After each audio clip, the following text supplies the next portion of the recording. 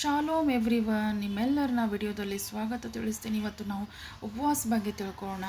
ಮಸೀದ್ ಜೀವನದಲ್ಲಿ ಉಪವಾಸ ಅನ್ನೋದು ನಮಗೆ ಒಂದು ಹೋರಾಟದ ಒಂದು ಅಸ್ತ್ರ ಇದ್ದಂತೆ, ವೆಪನ್ ಇದ್ದಂತೆ. ದುಷ್ಟನ ವಿರುದ್ಧವಾಗಿ ಹೋರಾಡೋದಕ್ಕೆ ನಮಗೆ ಒಂದು ಅಸ್ತ್ರ ಅಂದರೆ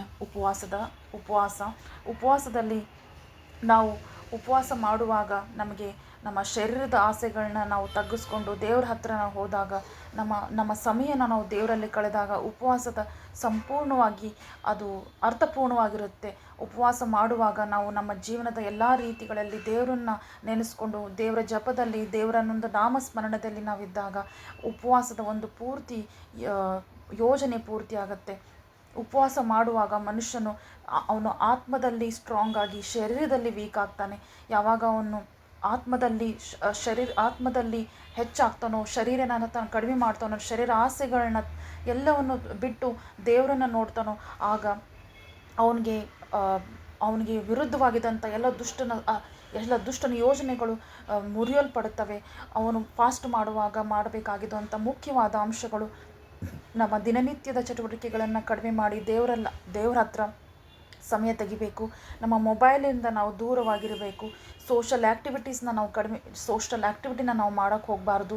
ನಾವು ಯಾವ ದಿನ ಉಪವಾಸ ಮಾಡಿರ್ತೀವೋ ಆ ದಿನ ಪರ್ಟಿಕ್ಯುಲಾಗಿ ನಾವು ದೇವರಿಗೆ ಅರ್ಪಿಸಿ ದೇವರನ್ನೇ ನಾಮಸ್ಮರಣೆ ಮಾಡಿ ಬೈಬಲ್ ರೀಡಿಂಗ್ ಆಗಿರ್ಬೋದು, ಆರಾಧನೆ ಮಾಡೋದಾಗಿರ್ಬೋದು, ನಾವು ಈ ರೀತಿ ದೇವರಿಗೆ ನಾವು ಟೈಮ್ನ ಕೊಡಬೇಕು. ಉಪವಾಸ ಮಾಡಿ ನೀವು ದೇವರಿಗೆ ಟೈಮ್ ಕೊಟ್ಟಿಲ್ಲ ಅಂದರೆ ಉಪವಾಸದ ಬೆನಿಫಿಟ್ ನಿಮಗೆ ಸಿಗೋದಿಲ್ಲ. ನಾವು ಉಪವಾಸ ಮಾಡಿದಾಗ ಅಷ್ಟೇ ಇಂಪಾರ್ಟೆಂಟು ದೇವರಿಗೆ ಪ್ರಾರ್ಥನೆ ಮಾಡೋದು. ನಾವು ಉಪವಾಸ ಮಾಡಿ ಪ್ರಾರ್ಥನೆ ಮಾಡಿದಾಗೆ ಮಾತ್ರ ಅದು ಉಪವಾಸಕ್ಕೆ ಅರ್ಥ ಬರುತ್ತೆ. ನಾವು ಫಾಸ್ಟ್ ಮಾಡಿ ಪ್ರಾರ್ಥನೆ ಮಾಡಿದಾಗ ಪ್ರೇಯರಿಗೆ ಜಾಸ್ತಿ ಪವರ್ ಬರುತ್ತೆ. ನಾವು ಪ್ರಾರ್ಥನೆಯಲ್ಲಿ ವರ್ಕ್ಶಿಪ್ ಮಾಡಿದಾಗ, ಆರಾಧನೆ ಮಾಡಿದಾಗ, ಸಾಂಗ್ಸ್ ಹೇಳಿ ದೇವ್ರನ್ನ ಆರಾಧಿಸಿದಾಗ ನಮ್ಮ ಬಂಧನಗಳು ಒಡೆಯಲ್ಪಡ್ತವೆ, ನಮ್ಮ ಪ್ರಾಬ್ಲಮ್ಸ್ಗಳು ದೇವ್ರು ಬಿಟ್ಟು ಹೋಗ್ತವೆ. ನಾವು ಬೈಬಲ್ನಿಂದ ನೋಡೋದಾದರೆ ಯೇಸು ಅವರು ತಮ್ಮ ಜೀವನದ ಉದ್ದೇಶನ ಪೂರ್ತಿ ಮಾಡೋದಕ್ಕಿಂತ ಮುಂಚೆ, ತಮ್ಮ ದೇವರ ಸೇವೆ ಮಾಡೋದಕ್ಕಿಂತ ಮುಂಚೆ 40 ದಿನ ಫಾಸ್ಟಿಂಗ್ ಮಾಡಿ ಜಂಗಲ್ನಲ್ಲಿ ಹೋಗ್ಬಿಡ್ತಾರೆ. ಅವರು ಏಕಾಂತದಲ್ಲಿ ಹೋಗಿ ದೇವರ ನಾಮಸ್ಮರಣೆ ಮಾಡ್ತಾರೆ. ಅದೇ ರೀತಿ ನಾವು ಇನ್ನೊಬ್ಬರು ಈ ದಾನಿಯಲ್ನ ನೋಡೋದಾದರೆ, ದಾನಿಯಲ್ಲು ಒಂದು ಬಂಧನದಲ್ಲಿರ್ತಾನೆ, ಬೇರೆ ಒಂದು ರಾಜ್ಯದಲ್ಲಿ ಇರ್ತಾನೆ. ತಮ್ಮ ದೇವರನ್ನೇ ತಿಳಿದಿರುವಂಥ ಒಬ್ಬ ರಾಜನ ಕೆಳಗಡೆ ಮಂತ್ರಿಯಾಗಿರ್ತಾನೆ.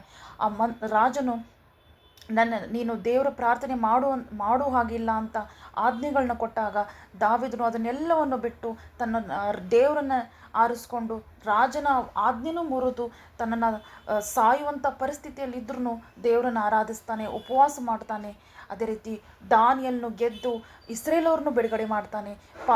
ಉಪವಾಸದ ಪಾವರ್ ಏನು ಅಂತ ನಮ್ಗೆ ಗೊತ್ತಾಗುತ್ತೆ. ಅದೇ ರೀತಿ ಎಸ್ತರ್ನು ತನ್ನ ಜನಾಂಗಗಳಿಗೋಸ್ಕರ, ದೇವರ ನಾಮದ ಮಹಿಮೆಗೋಸ್ಕರ 3 ದಿನ ಉಪವಾಸ ಮಾಡಿ ತನ್ನ ಗಂಡನ ಮನಸ್ಸನ್ನು ಗೆದ್ದು ತನ್ನ ಜೀವನ ಉಳಿಸ್ಕೊಂಡು ಇಸ್ರೇಲವ್ರ ಜೀವನನ ಉಳಿಸ್ತಾಳೆ. ಉಪವಾಸದಲ್ಲಿ